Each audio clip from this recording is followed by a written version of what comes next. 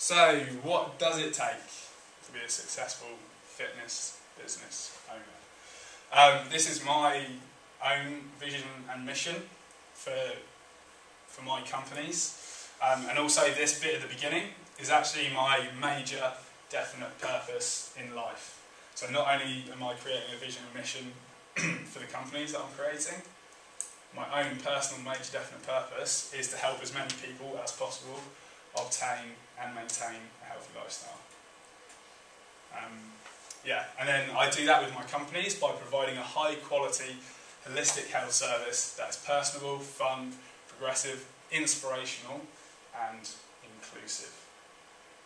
Yeah, so it is, however cheesy it sounds, it's important to do that. A lot of people just go into a business not really knowing what they're going to do and how you want it to look like.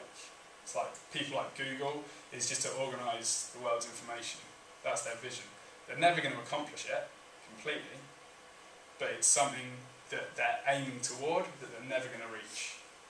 Because, I mean, I'm wanting to help as many people as possible get a healthy lifestyle, but I'm not going to make everybody in the world healthy, however hard I try. I'm not going to get to the end of it, but I will help a lot of people with sort of like striving for that every single day. Cool. So I have personal 21 core values for myself. I do recommend you do something similar to this exercise of setting up core values for who you are. It seems quite silly for people not to go through life not knowing what their purpose is and what they actually believe in, to actually write it down. It is important, because then you're passing those core values down to your children and to your friends as well, then you truly know who you are, which is super important. First one, inspirational. Positively influence yourself and your campers. So this goes alongside the business core values as well.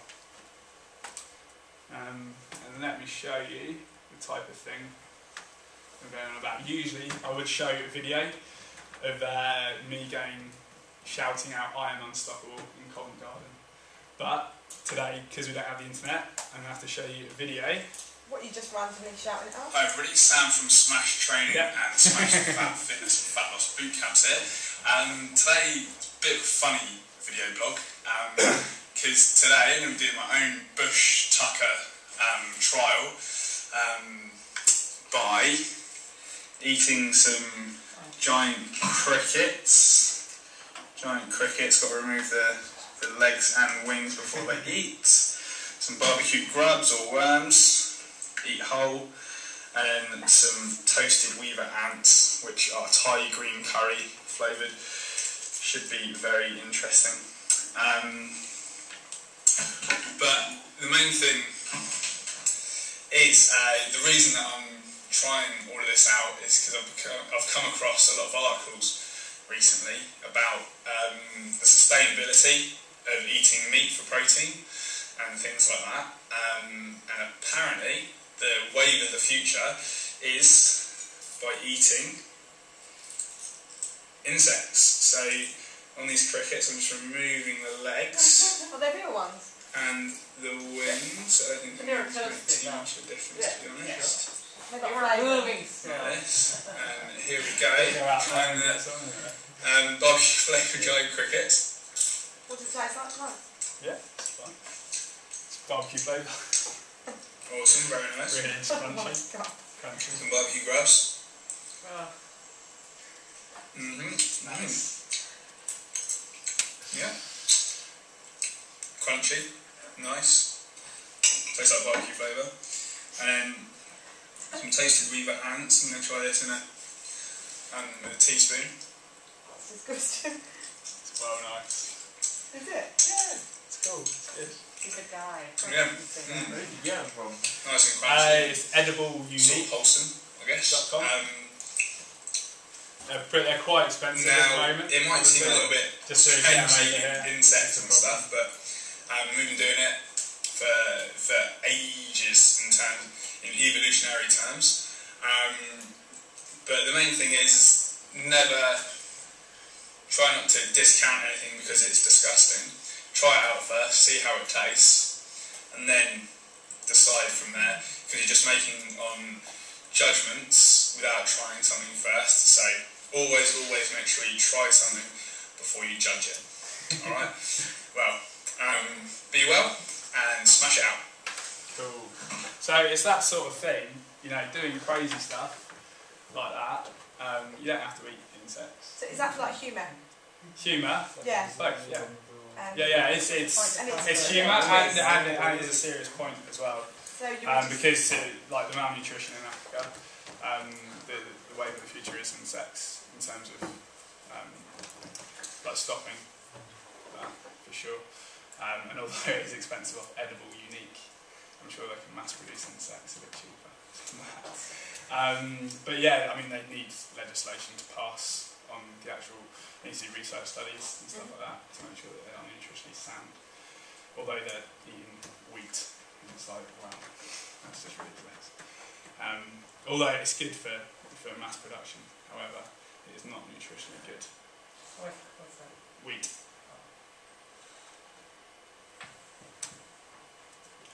Cool. Second one, meaningful profit. I want to earn money, of course, who doesn't? But it's got to mean something. It's got to contribute to the planet somehow. You know, I mean, the reason that we're in an economic crisis is because people just didn't think about it and just thought about the green, you know, the cash. Yeah, honesty. I am a very transparent guy. I pride myself on that for sure. Open-minded. I've never turned down an opportunity to listen to someone at all. Even if I think bullshit straight away, I still listen. It's only by honesty. Yeah, so I am definitely open-minded to everything and I will listen until somebody has made their point. Innovative. I always think of a way to improve something. It might be great and awesome, but I just look at it and I think, how can it improve? That's all it is. Cool, optimism. I always acknowledge negativity, absolutely, but I always come out with a positive way to move forward from it. Excel. I like to be a highlight of my campus day, because like for some of them, it is their highlight. Some of them are stuck in a job that they particularly hate, and although I wouldn't actually use the word stuck, they're choosing to stay. But I want to be the highlight of their day. You know, really give them positive outlook of the day. Obviously, being professional is super important. Make sure you're on time and all that sort of jazz. Idolised. I work towards being a pillar of my local community and also the fitness community. And I feel like I am starting to do that. Being World Fitness League training of the year, all that jazz. And then also being charitable. I do a lot of favours for people, a lot of favours in terms of website design and stuff like that, because it will come back to you one day, honestly. And also, you know, contributing to charities such as Cancer Research UK. I did have cancer when I was 13 as well, so it's very important to me to give as much money to that charity as possible. Inquisitive, definitely becoming a questioner. If you want to be successful in life, be a good questioner. Keep on asking questions, challenging questions, and constructive answers. That is definitely a key to being a successful business owner, at least as far as I know. Cool. Abundance. Be fruitful in all areas of your life, not just money. It is all about having good relationships with your family, with your friends, and yeah, just having an abundant life. It's a fantastic way to live. Inclusive. I hate little cliques and stuff like that, you know. And if anything like that happens, sort of like in the camp, in any sort of groups that I run, I stamp on it straight away. I do hate people sort of like, you know, going into those cliques and then just gossiping and all that shit. I hate it. Anyway, self-belief. You've got to have faith in yourself. Even when like you're down and out, you've got to keep stepping forward, even if it looks so bleak that there's no way out. You keep on believing in yourself, then you will get there, honestly. And that comes down to the consistent persistence as well. That's a big one. Just keep on going day in, day out. And I learned that from doing the walk. You just keep on stepping and you'll get from one side of the country to the other. It's that simple. Just keep on going. That's a funny way of putting it. Yeah, it is. yeah. That is so funny. It works though. It's true, isn't it? It's so true. It's so true. Very true. Oh. Embrace fear. Something I definitely learned while snowboarding. The only way you progress is by bottling up that fear and just go for it. Whether you're going to be doing a backflip off of a cliff drop or whether you're going to be taking a step forward to create a fitness business, you've got to go for it. Freedom.